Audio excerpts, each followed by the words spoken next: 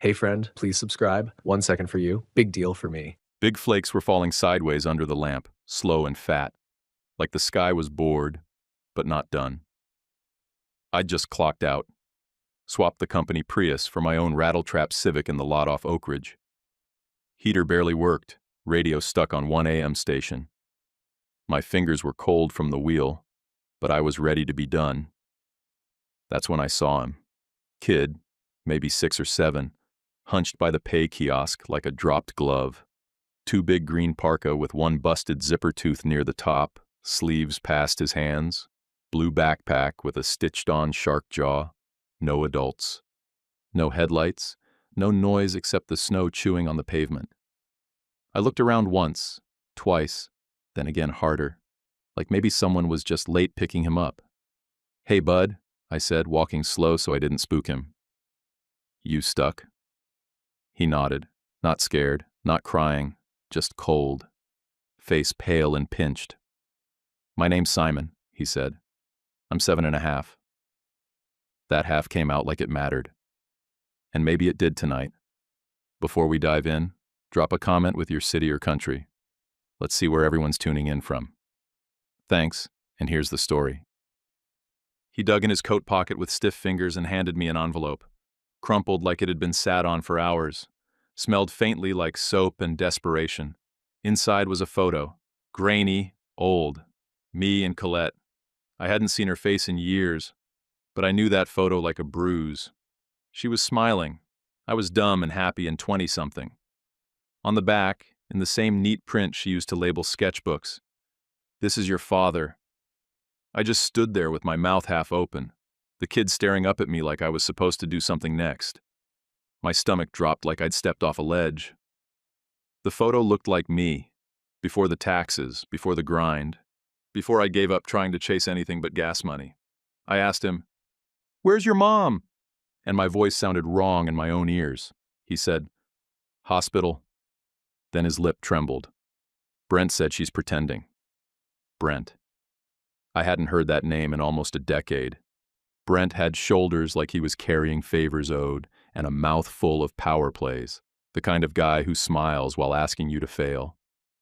"Brent told me to wait by the cars," Simon said. "He said someone kind would pick me up. Left like garbage, found like a debt." I couldn't stand there another second. I wrapped my arm around his back and led him across the lot. "We're gonna get warm," I said. "Don't worry." He held onto my hoodie sleeve without looking at me. I got him inside the fleet office, heater whining in the corner, stale coffee stink, broken clock stuck at 10:42. Found an old blanket in the lost and found bin and texted Bryn one-handed. "Don't freak. I've got a kid here. Might be mine." She called me instantly, voice calm, measured. Bryn always lands on her feet. "I'll chase the paperwork. You hold his hand. Warm him tonight, fight tomorrow. Then, bring him home." I looked at Simon, his ears red, hands tucked into his shark bag, and saw something that kicked the air out of me. He wasn't waiting for someone anymore. He was watching to see if I'd stay. I got him into my car, cranked the heat, buckled him in. I tossed the envelope back into the backpack. Father isn't a badge. It's a job you don't clock out of. Not ever. I pulled out of the lot, heading toward our place, with a boy I'd never met but couldn't leave behind. Bryn met us at the door in socks, one of them sliding sideways on the tile like she'd rushed down to beat the buzzer. Paint on her tee, hair clipped up with a pen, the kind of pen she always loses twice before it turns up in the junk drawer. Her realtor blazer was tossed over the arm of the couch, like a client had ghosted her mid-showing. Her face went sharp for half a second when she saw the kid, then softened like she'd already decided what came next. She knelt down so her eyes were level with his. "I'm Bryn. This is our place. It's small, but it's warm."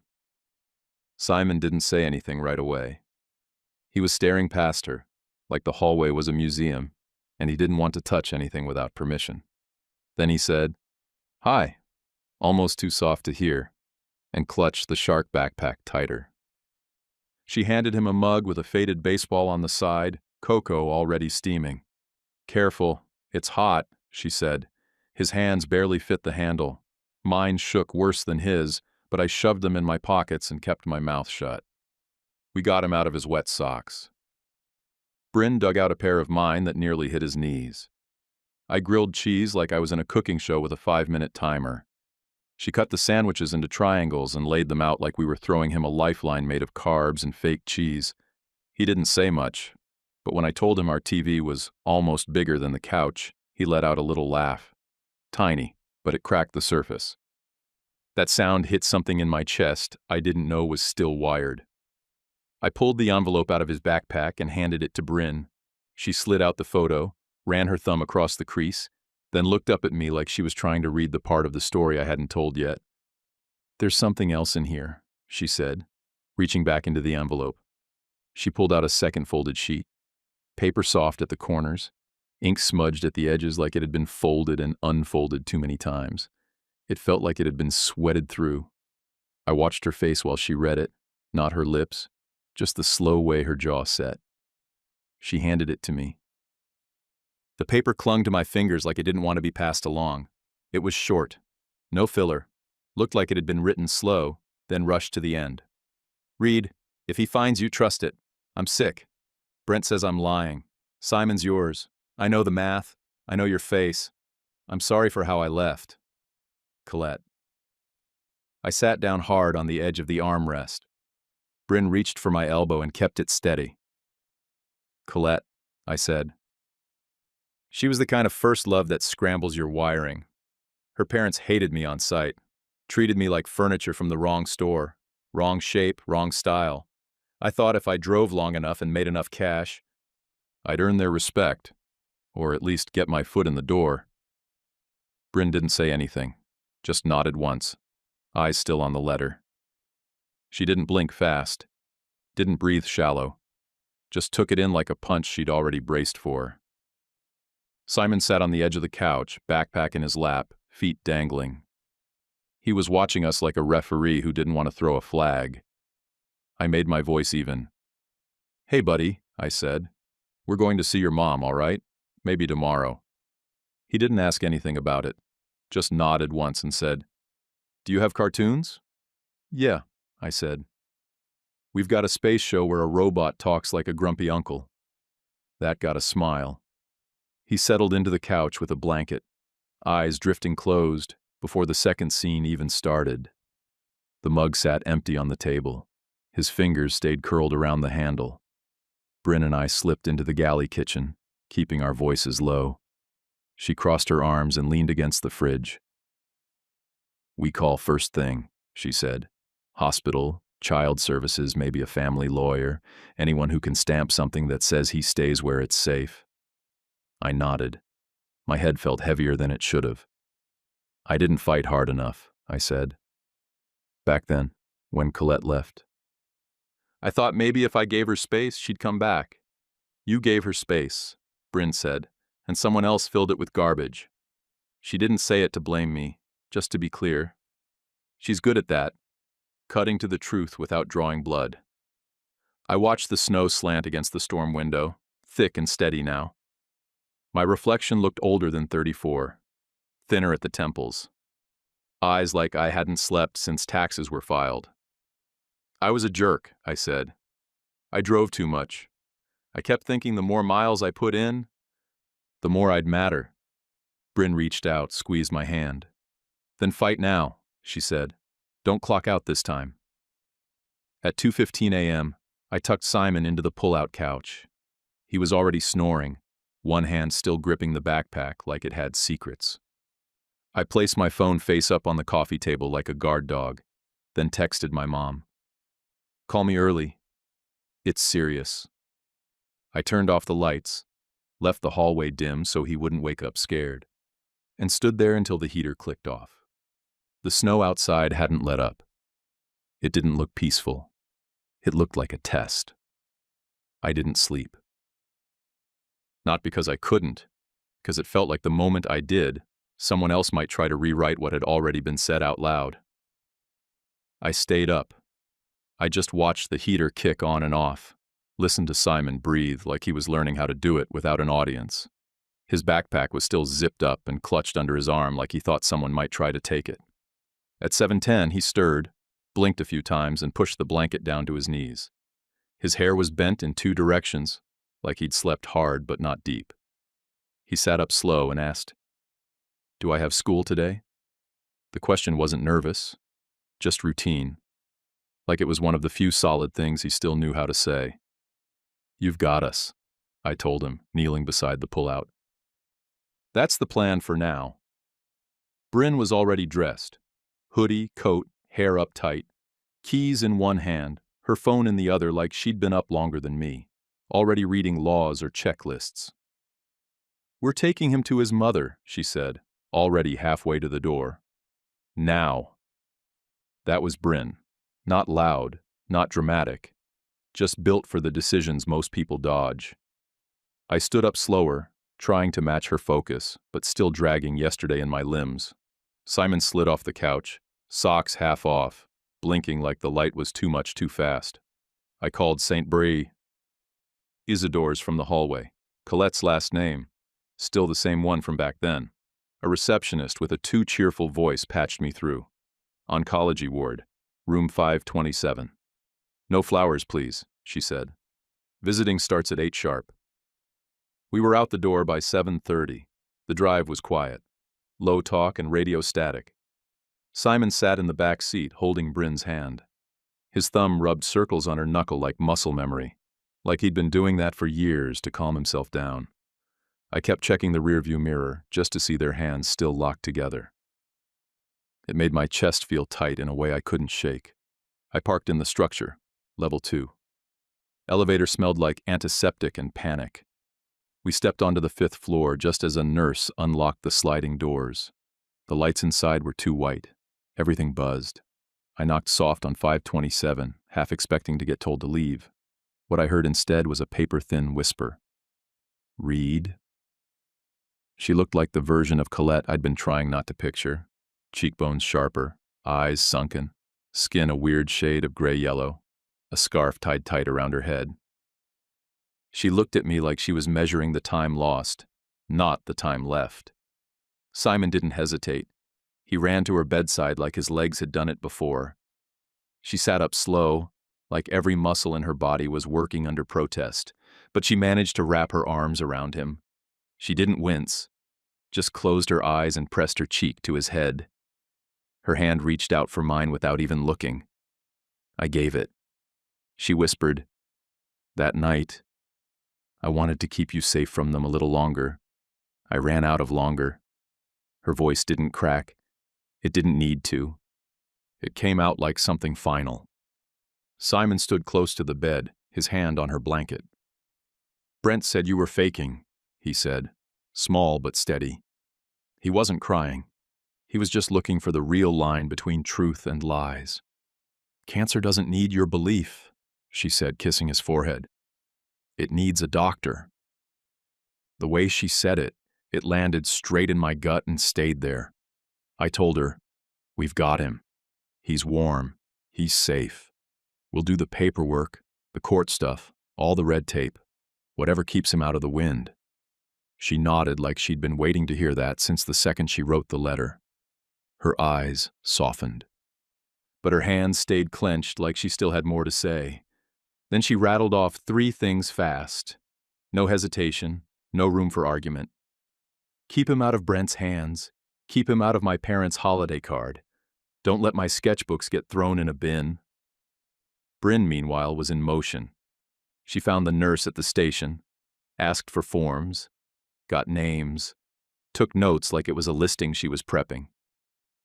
I heard her confirm with the nurse. "Social worker assigned, Dana Riggs. Got it. Extension 2328. When she came back in, Colette's breathing had gotten shallower. She nodded toward the manila folder on the bedside tray. "Simon," she whispered, "give that to your dad." He handed it over carefully. Inside were 7 drawings. Dinosaurs in rain boots, a boy with a kite, animals curled into each other like puzzle pieces. Colette's art. Her lines still danced, still told stories even if her voice couldn't. "A museum of memory," she whispered, looking between me and Bryn. "But at home." I opened my mouth to say something. but my phone buzzed before the words came. Unknown number. I stared at it. Didn't answer. Didn't need to. I knew that smell. I knew that mess. Brent had picked up the scent of a fight. I silenced the phone, slid it in my pocket, and helped Simon adjust the blanket on his mom's legs. She was shivering now, even with the heater on high.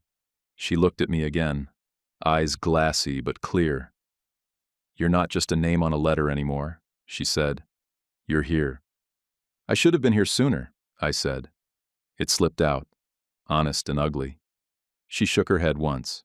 "Show up now. That's what counts." Bryn touched my shoulder gently. "We should let her rest." Colette nodded. Simon kissed her hand, and she smiled with her eyes closed. I looked back once at the machines and the two bright lights, and I hated every beep and screen in that room. But I didn't hate being in it. Not if it meant Simon saw someone show up for real. In the hallway, I asked Bryn, "How long do you think she has?" Bryn didn't guess. She just squeezed my hand and said, "Long enough to make it count if we don't waste it." As the elevator doors closed, I looked down at the drawings again. Her lines weren't weak. They were alive. Fierce even now. My phone buzzed again. Same number, same mistake waiting to happen. I didn't answer. I already knew what Brent wanted. He wanted to wedge himself into something that wasn't his to touch. Let him wait in the wind this time. I let it ring out. I already knew Brent was circling, like buzzards smell blood, like some people smell an angle. I shoved the thing in my pocket and followed Bryn down the hall. We stopped at the cafe on the first floor. Soup, crackers, water bottles. Bryn grabbed a little pudding cup for Simon. "Something sweet?" she said. I nodded, just glad she was still holding the line when I felt like I was drifting from it.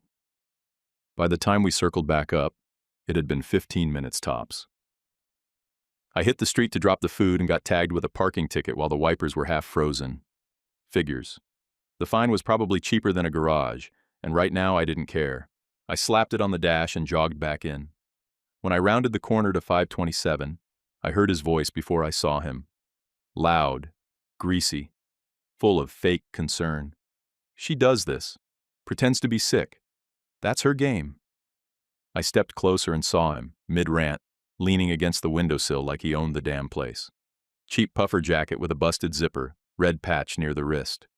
Ball cap with Lucky's stitched crooked on the front, like a prize from a bar trivia night.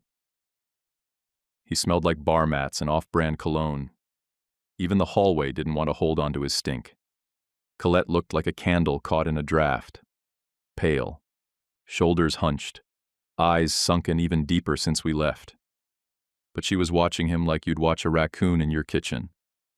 Half fear, half fury. Brent spun toward me like he'd been waiting. "She's fine," he barked. "She's pulling this again. I've seen it. I've carried the whole damn load while she does this." I kept my voice even, not for him, but for Simon, who I spotted just behind Bryn's hip, eyes wide. "Keep yelling," I said, pointing at the corner camera. "It's got a longer memory than you do." Brent flicked his eyes up at the lens, and you could see it. The calculation. The pivot. He pulled his hands out of his pockets and switched gears so fast it made my teeth hurt. "You can't take that boy," he said, stepping in close, eyes hot, voice lower now but sharper. "I fed him. I picked him up from school. I've paid for everything while she drew cartoons and made excuses. You think you can just show up and play dad now?" "I'm not playing anything," I said, flat. "He's not your leverage." That one hit. He stepped back like I'd shoved him. The nurse, a short woman with box braids and zero tolerance, slid between us like it was her hallway. "Sir," she said to Brent, "you're creating disruption in a palliative care room." He tried to square up. "I have rights. I'm his stepfather. I've been in his life." She picked up the wall phone like she was asking for a box of gloves. "Security to 527, she said into the receiver, her voice calm as checkout. Brent glared at her, then at me, then back at Colette. His eyes were looking for someone to flip. No one moved. Simon clutched Bryn's sleeve, fingers white at the knuckles. She dropped to one knee, whispered into his hair like a lullaby. "We'll get hot chocolate after this, okay? With marshmallows. Extra ones." Simon gave a tiny nod, like that promise was a password he trusted. Security arrived with badges in bulk. Brent tried his last stand. "I've been raising him while she lays around making drama. You think this guy's gonna do better? He drives a cab. He's a dropout. Brent."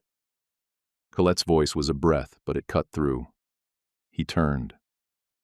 She was sitting up barely, but straight enough to own the moment. "Sign the temporary consent," she said. "Let Dana handle it. You don't get to hold him hostage to your luck." He stared at her, face twitching like he couldn't decide between rage and pity. "Luck's for the ones who show up," he spat, and then he stomped out. Right before the doors swung shut behind him, he threw me a look that said he wasn't done. Not a threat, a shortcut, a corner he planned to cut later. I exhaled for the first time in minutes. My chest felt like it had been holding a car in neutral too long.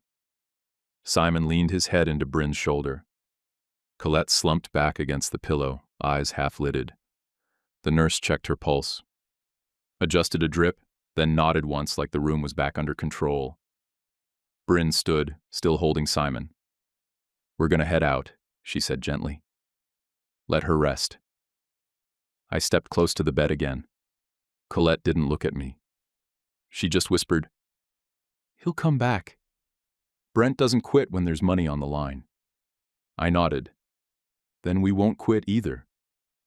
In the hallway, Simon asked quietly, "Why was he yelling?"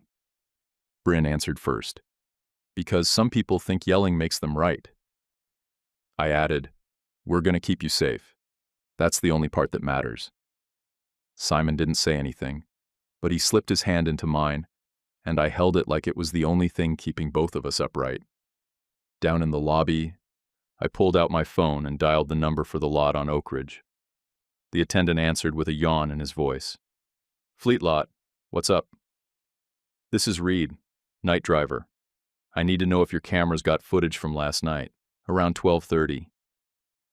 "We keep 48 hours, he said. "What are we looking for?" "Drop off. A kid left by the pay kiosk. Car was a silver Chevy sedan. Dented front panel. Can you check it?" "Yeah," he said.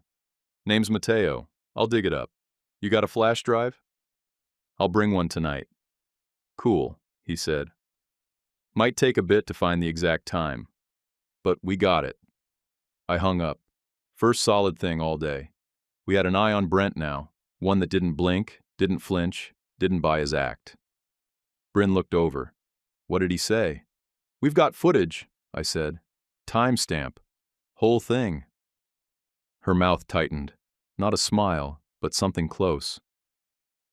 We walked outside into the cold air, soup still warm in the bag, wind biting through our coats. "About time someone caught him in the frame," she said. "Now we burn it to drive," I said. "Then we burn it into court." And for the first time since the letter showed up in my hands, I felt like the ground under us wasn't shifting anymore. It was solid, just cold, and sharp, but solid. Mateo had the footage ready when I got there. He was sitting behind the glass booth with a gas station burrito in one hand and the playback controller in the other. Monitor looked like it hadn't been cleaned since dial-up internet. Dust on the screen, but the feed rolled back smooth. 12:37, he said, squinting at the timestamp. "That's what you said, right? End of your shift?" I nodded. "Yeah, let's see it." He tapped twice to slow the playback, and there it was. Brent's silver Chevy sedan, same dent on the passenger side I remembered from years of bad stories. You could tell he never fixed it on purpose, like some people keep damage around as a warning. The car stopped short at the edge of the pay station. Brent's door opened, and he got out fast, scanning like a guy who doesn't want to be seen but assumes he's safe anyway. He walked around, yanked the back door open, and half-dragged Simon out like a sack of laundry. The kid stumbled, righted himself, and grabbed his shark backpack off the seat. Brent shoved the strap onto his shoulder, pointed hard at the kiosk, and mouthed something we couldn't hear. He didn't look at the cameras once. That's the thing about guys like him. They think the whole world's their mirror.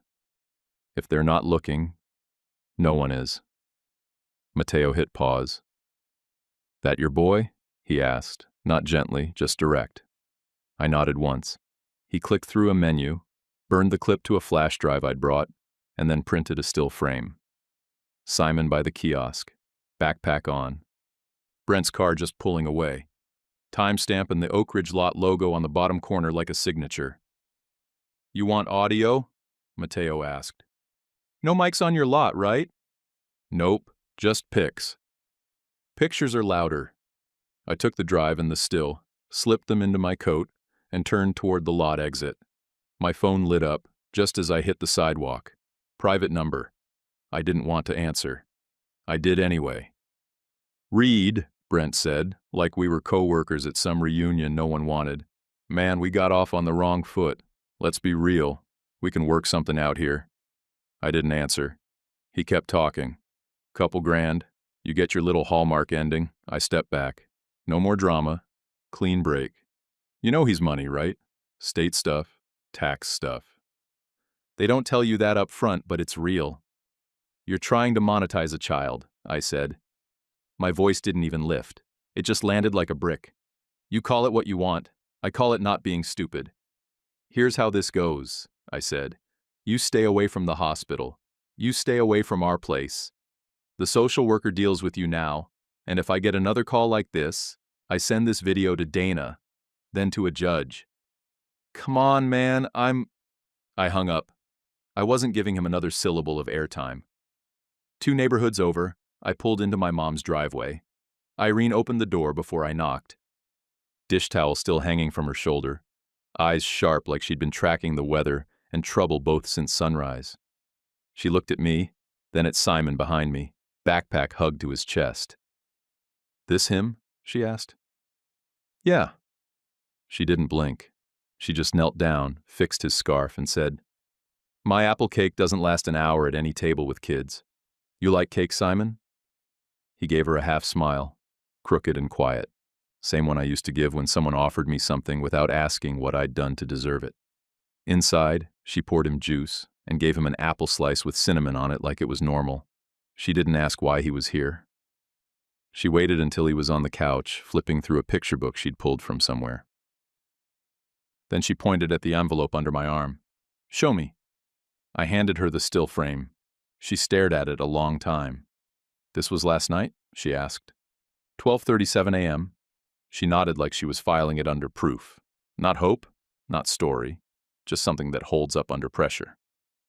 "Men like him," she said, "they sell the truth in small pieces, buy it back whole when it suits them." I told her the fast version. Colette, the hospital, Brent at the door trying to gaslight the entire floor. "I know the type," she said, taking another look at Simon. "And I know the judge type, too. Bring this to anyone with a badge or a robe. Don't let it get buried in emotion. Let it land like a fact. On the way out."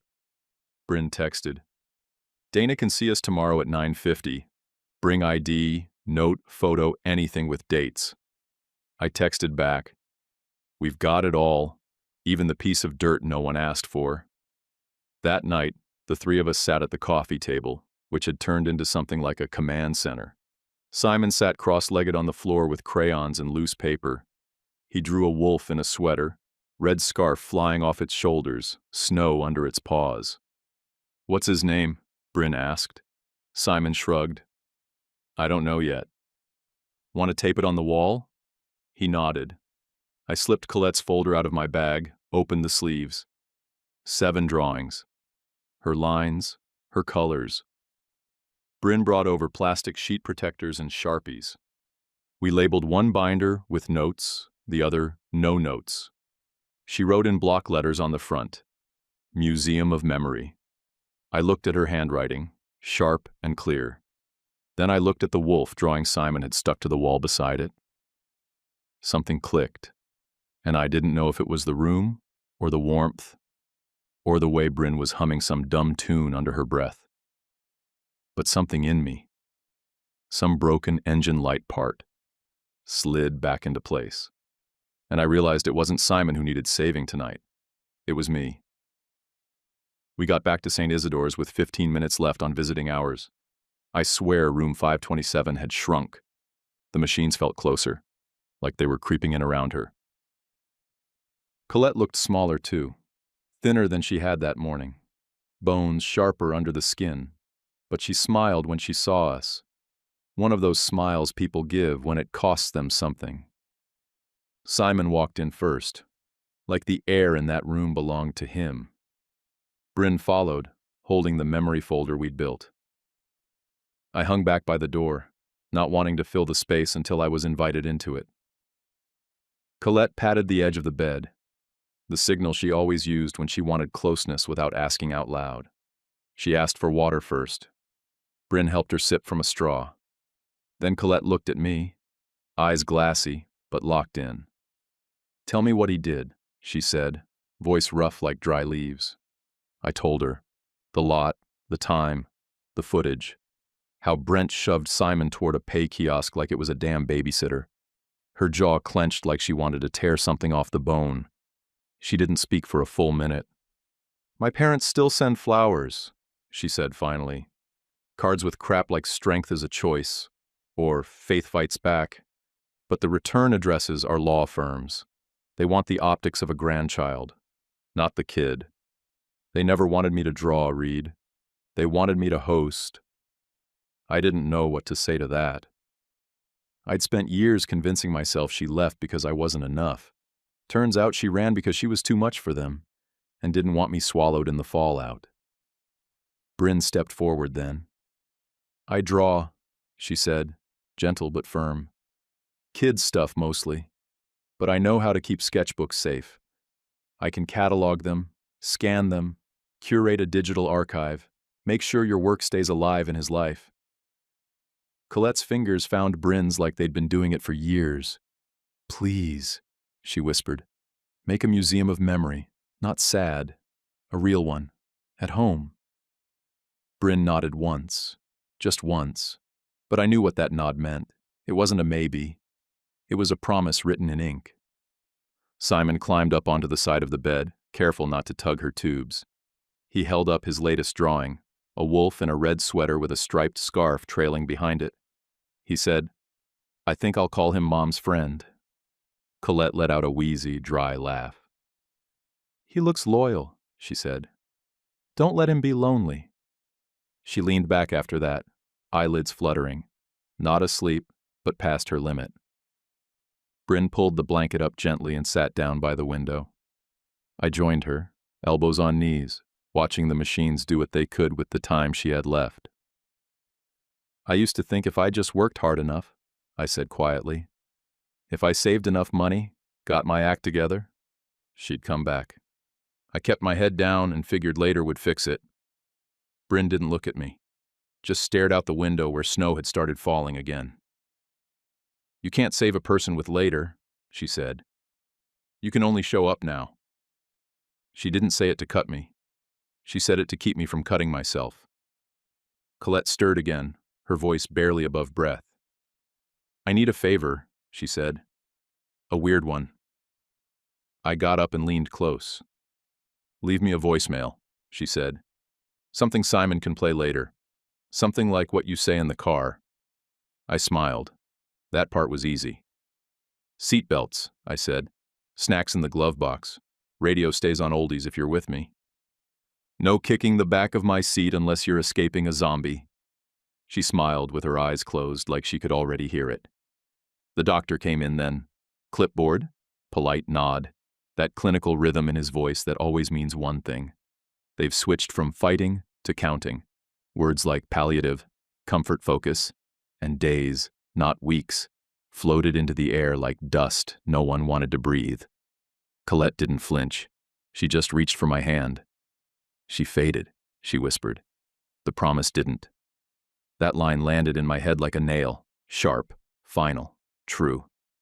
Before he left, the doctor asked if she had final instructions. She didn't hesitate. Looked at me and said, "Swear again." "Say it so I can believe it." I didn't blink. "Keep him out of Brent's hands," she said. Don't let my parents take him for their holiday card. I gripped her hand tighter and leaned close. He's not for anyone's card, I said. He's not a photo op. He's your son, and now he's mine too. She sighed like relief had been held back behind her ribs and finally got to slip through. We stayed another 10 minutes. Simon hummed to himself while Bryn rearranged the corner of the room. She fixed the blinds, straightened the vase of wilting flowers, cleared the food tray. She couldn't fix Colette, but she made the space feel less like a waiting room and more like a bedroom someone loved. When we finally stepped into the hallway, Simon looked up at me with that same lopsided expression Colette used to make when she was about to ask for something bold. "Are we coming back tomorrow?" "Yes," I said, "twice if they let us." He nodded, watching the snow layer the tops of parked cars through the glass. "Okay," he said, like he'd been holding his breath since we arrived. We walked out into the cold again, but something about the silence felt earned this time, like it was wrapping around us on purpose.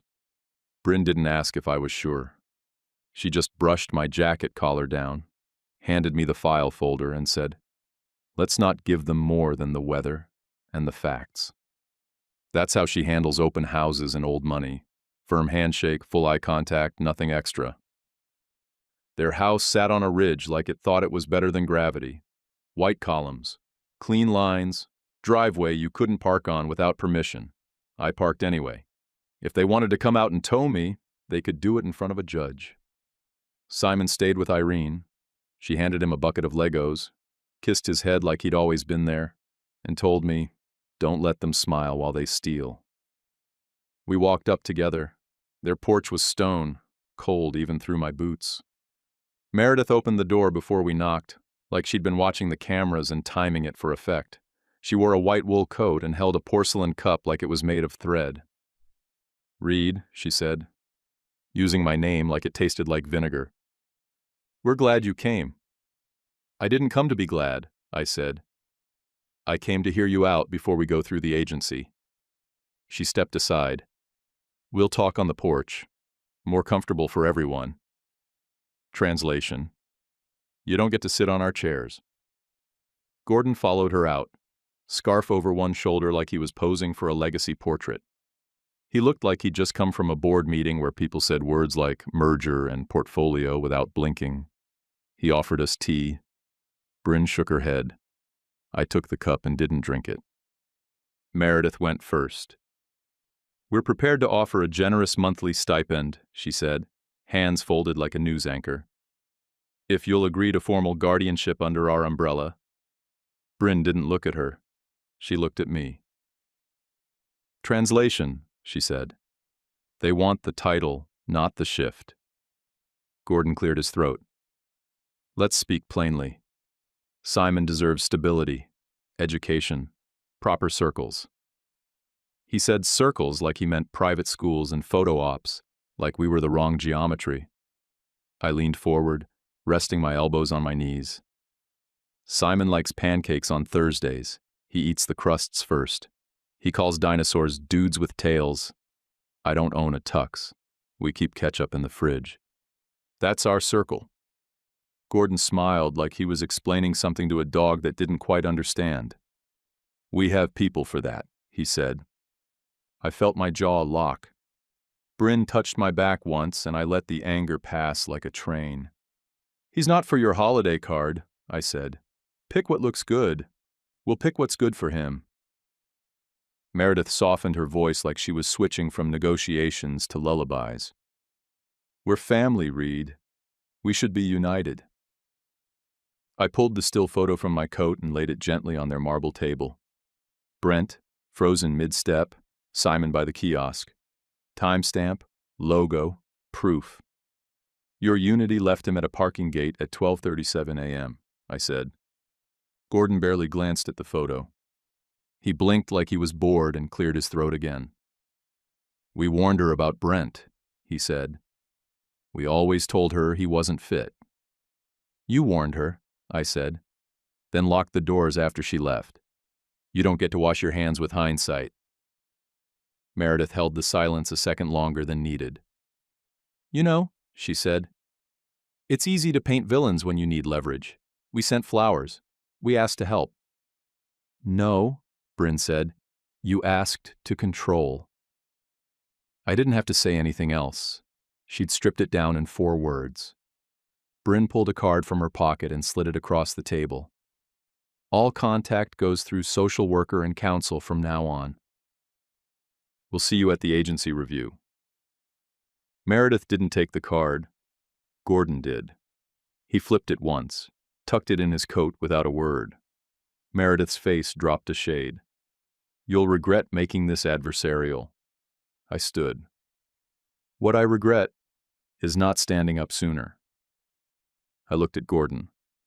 What I regret is letting your money sit between me and someone I loved. That's not happening twice. They didn't walk us out. Of course they didn't. Bryn stepped off the porch like she'd just closed escrow. Back straight, head high. We got in the car. My hands were shaking. I started the engine and turned the heat up full. They'll lawyer up hard, Bryn said, staring out the windshield. Let them, I said.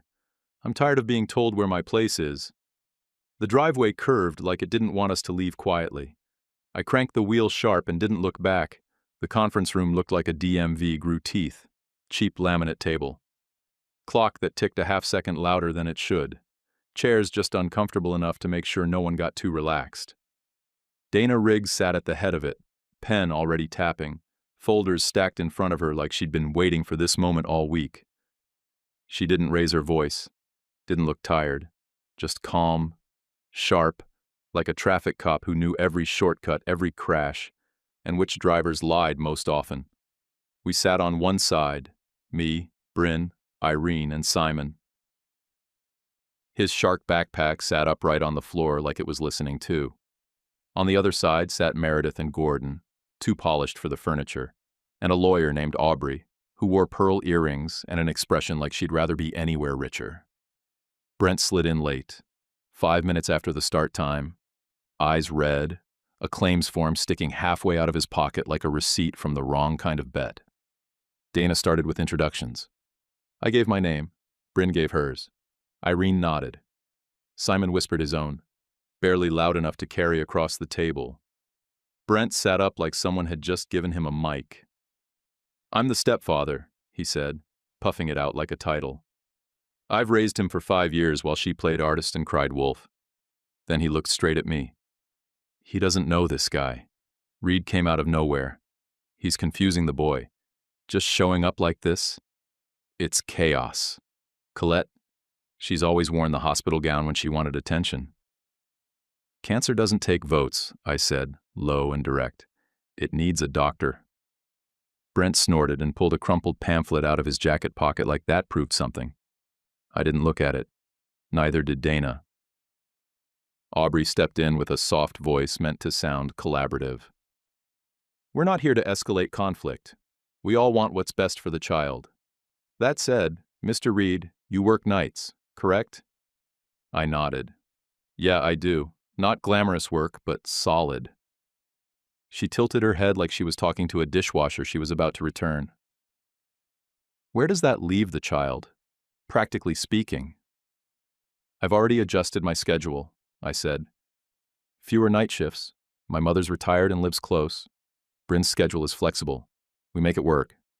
It's not the Hamptons, but he's warm, fed, and loved. Meredith chimed in with that practiced smile of hers, the one that could freeze tea. We can provide the environment he's accustomed to. I looked down at Simon's sneakers, frayed Velcro, duct tape on the side. Accustomed to? I said. He hasn't known comfort in years. You think that starts with cashmere and square footage? Dana raised a hand, not to stop us, but to redirect. Do you have documentation? She asked. Bryn nudged me gently. I pulled the folder from my bag, opened it slow, and slid the first page across. The photo. Me and Colette, years younger. Her handwriting on the back. This is your father. Then the second item. The still photo from the lot. Brent's silver Chevy. Simon standing at the kiosk. The timestamp shining like an alarm. Brent leaned forward and scoffed. That could be anywhere. That could be anybody. I reached down, pulled the flash drive from my pocket, and handed it to Dana. Play it. She nodded at the clerk beside her, who plugged it into the wall monitor. Pixel snow filled the screen, timestamp blinking at the bottom. The silver Chevy pulled into frame, paused, door opened. Brent stepped out. Simon followed, backpack shoved into his hands. Brent pointed at the kiosk, turned, and drove off. Didn't glance back once. The room stayed silent except for Brent's breath catching in his throat. I looked straight at him. Keep yelling. The lens doesn't blink. And it doesn't drink. He opened his mouth to argue again, but Dana raised a single finger. Enough. Brent muttered. I wasn't abandoning. I was... Just what? Bryn said, her voice flat as drywall. Just leaving him at a gate so you could go play roulette? Meredith hissed at Brent. Stop talking. But he didn't listen. He knocked over a plastic water cup and cussed under his breath. Dana let the silence hang, heavy and sharp. Then she turned to her notes and read like it was already decided. Effective immediately, protective placement granted, no unsupervised contact for Brent. Supervised visitation for grandparents with the child's consent. Formal custody pending court. Aubrey started to object, but Dana cut her off without looking up. We're not done. Gordon cleared his throat. Pivoted like he was used to meetings where tone changed things. Our objection is not with the boy being safe, he said. It's about legal guardianship. We believe oversight by our family is in Simon's long-term interest. Dana didn't respond to him. She looked at Simon. Simon, do you want to share where you'd like to live right now? Simon's feet swung under his chair. He looked at me, then at Bryn, then at Meredith's stiff smile and Gordon's long blink. With my dad and Bryn, he said. They kept me warm. Meredith reached out like she was going to say something soft, but Simon leaned into me and grabbed my hand. And that was that. Dana nodded. Placement confirmed. We'll reconvene in 12 days for court. Everyone started gathering papers. Chairs squeaked. Brent muttered something about state checks and Meals on Wheels for dads.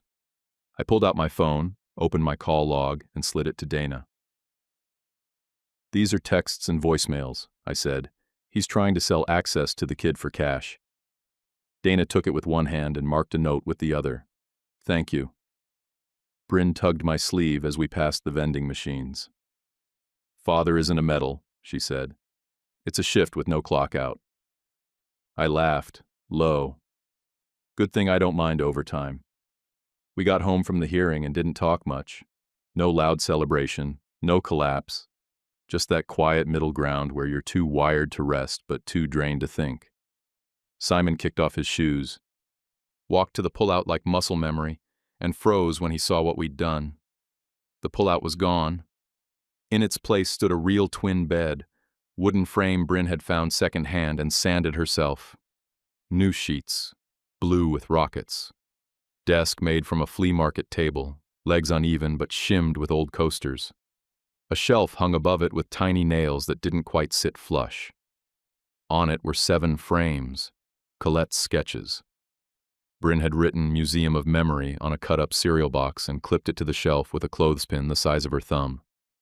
Simon stood still for a second, then reached up and touched the tag. This is mine? He asked. All yours, I said, including the crooked shelf. He didn't smile big. He smiled quiet, like it was heavy but good. Irene started coming over 3 afternoons a week after that. Same way she used to drop sandwiches at the lot when I first got hired. Back when I thought working nights meant I was moving forward. Now she brought apple slices and a deck of cards. She taught Simon how to peel an apple without breaking the spiral. By day 3, he called her Grammy, and she pretended not to cry while she wiped the counter like it was dusty. Bryn took over part of the dining table with paperwork, sticky notes, and the kind of timelines that could hold up under questioning. Every note she wrote looked like it belonged in a courtroom exhibit. I watched her underline one sentence in red, then tap her pen twice before writing, Submit by Thursday 10 a.m. in the margin. Cal, my dispatcher, gave me grief for dropping bar shifts. Night money makes your rent, he said, chewing a pen cap like it owed him back pay. You got a hobby now or what? I've got mornings to be there for, I said. Give me more airport runs, less midnight puke. He grunted. You ain't a hero for raising your kid. Didn't ask to be, I said. Just need the shift changes. He made me wait 2 full minutes before saying, Fine, you got 'em.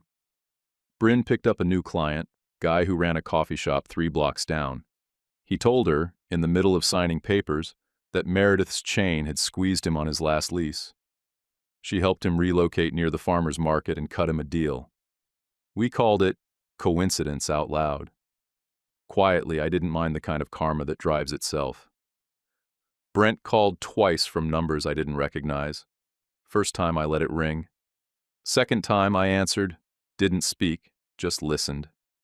Heard chips crunching, music in the background, and him muttering, "He owes me." I blocked both and sent the voicemails to Dana with the message, "He's fishing." She replied with one word, "Logged." Meredith's attorney filed a petition for guardianship in the interest of stability. Ours, Keisha Binder, a woman who walked like she'd fought her way through 3 cities and didn't plan on losing in this one, filed back hard.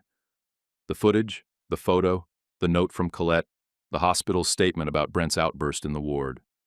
Binder knew where to hit and when. I got a text from a guy I used to share shift blocks with. Mike, the one with the busted Taurus and too many opinions. He said, Brent owes a guy called Victor with the hat $900. Sportsbook stuff. Says he'll pay when court settles. I didn't reply. I didn't need to. Colette's room was dimmer every time we visited. Her eyes looked more tired, her voice smaller, but she still lit up when Simon handed her a new drawing. Bryn started labeling the backs. Date, title, 1-line memory. It became rhythm. April 9th, Red Wolf in the Rain.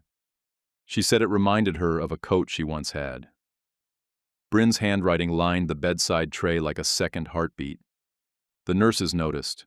One of them said, "You all make this place quieter. Less like dying. More like closing a book, right?" At night, I caught myself watching Simon more than the TV. He lined up toy cars in color order. He built towers, then knocked them down just to build again. The apartment got quiet in a way I didn't know I'd missed. The TV stayed low. The radiator clanked like it always did. But now it felt like background noise instead of a warning. The pull of the street, the rhythm of bar fights and cheap fares, it didn't tug at me like it used to. I started leaving my keys in a bowl by the door. I'd drop them in, sit on the floor, and build whatever Simon handed me. A rocket, a garage, a bed that would never fold up again. On the fridge, under a taxi-shaped magnet, sat a printout from the agency. Custody review hearing, 12 days, 12 days. Not just a countdown, a checkpoint. A line in the sand we'd already started crossing. The snow started just after lunch. Fat flakes, no wind. The kind that stick to the window like the world hit pause. Simon pressed his nose to the glass and said, "It's like TV, but slower." He wasn't wrong. Bryn rolled up her sleeves and set out a bowl. The flour bag, sugar, vanilla, all of it. Her hair was up in a pencil again, like always, and she already had a smudge of something on her cheek before she even cracked an egg. "You ready to bake?" she asked. Simon nodded so hard his bangs bounced. "I've been ready since Thursday." I wiped the counter, flipped the radio on, volume low, just swing and soft static. The kitchen smelled like butter and old heat. Bryn showed him how to level a measuring cup with the back of a knife. He did it fast, dumped it into the bowl, then glanced up like he'd broken a rule. She gave him a little nod. "Perfect," she said. He sat up straighter, like someone had just tied a string from his shoulder blades to the ceiling.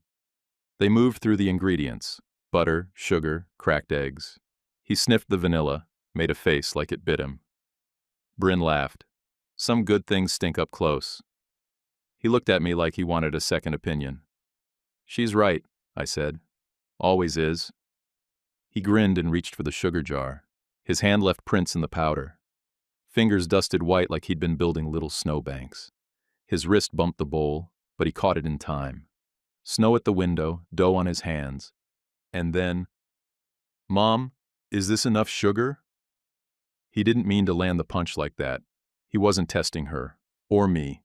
He just said it because it fit, because the room made it feel okay. Bryn blinked fast, but she didn't flinch. She placed her hand over his on the jar, gentle but sure. "Yeah, kiddo," she said. "That's enough." I didn't move. Just stood there and let that word ring in the quiet. I wasn't some bright-eyed kid or miracle parent. I was a tired man who used to drive circles thinking that meant progress. Fatherhood wasn't a victory flag. It was dishes. It was mittens. It was being steady enough that a boy could ask dumb questions and not get burned. I slid the first tray in the oven. The heat came out soft. Kissed my knuckles as I leaned on the counter and closed the door. I watched the timer count down like it was a slow drum. Then Irene knocked. 2 taps and a pause, like always. She walked in with a jam jar full of sprinkles and a coat dusted in snow.